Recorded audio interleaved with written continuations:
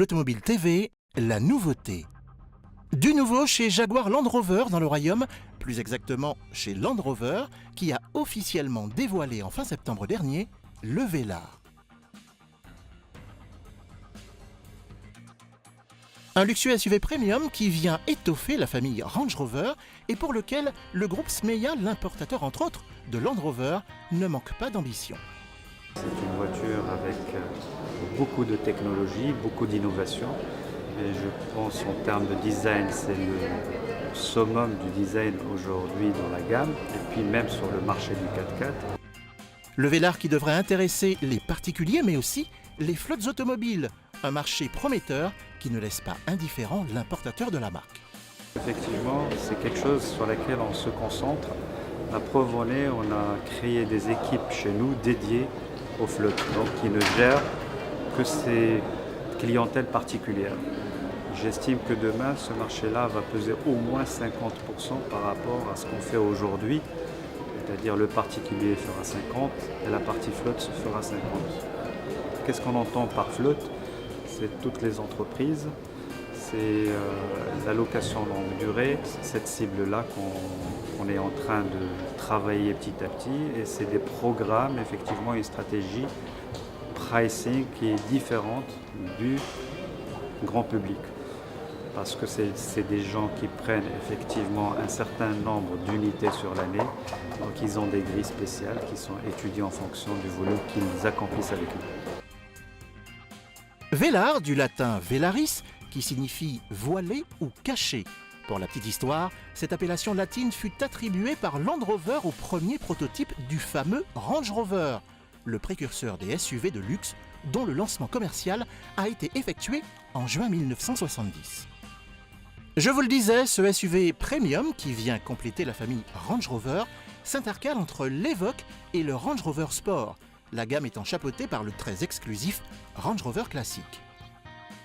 Le Velar qui reprend à son compte les codes esthétiques de l'Evoque et l'on ne s'en plaindra pas.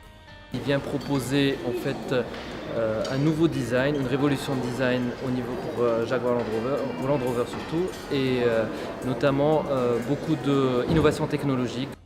L'habitacle joue lui aussi la carte de la sobriété et de l'élégance, comme en atteste la présence de matériaux nobles et de finitions soignées.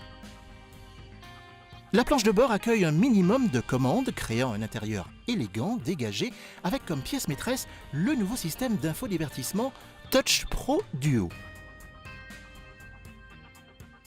Range Rover a mis pour la première fois le système Touch Pro Duo. Donc on a deux écrans de 12 et de 10 pouces qui sont là, le premier pour la navigation, médias, téléphone. Mais en parallèle, on n'a plus de boutons au niveau de la console centrale. C'est une tablette tactile qui est suspendue en fait, avec des molettes qui permettent de personnaliser les menus en fonction de là où on est. On peut avec cette tablette choisir le type de terrain. Donc on a le terrain Response 2 qui est configurable ici. Côté habitabilité, deux adultes voyageront confortablement sur les sièges arrière, malgré une garde-toit limitée due au profil de coupé du Velar.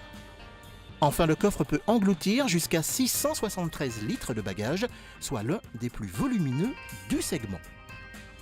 Sous le capot, l'offre des motorisations s'articule en diesel autour du 4 cylindres 2 litres décliné en 180 et en 240 chevaux, à moins d'opter pour le V6 3 litres diesel de 300 chevaux. Le 2 litres essence de 250 chevaux et le 3 litres V6 essence de 380 chevaux sont également disponibles. Des mécaniques qui sont systématiquement couplées à la transmission intégrale et animées par une boîte de vitesse automatique à 8 rapports. Le nouveau membre de la gamme Range Rover qui se plaît à jouer la carte de la différence s'en sort haut la main, notamment sur le plan du style, de l'aménagement intérieur, des équipements de sécurité et des performances. Son tarif d'attaque en diesel et pour les particuliers débute à 598 900 dirhams. Flautomobile, le premier magazine marocain de la gestion des véhicules d'entreprise.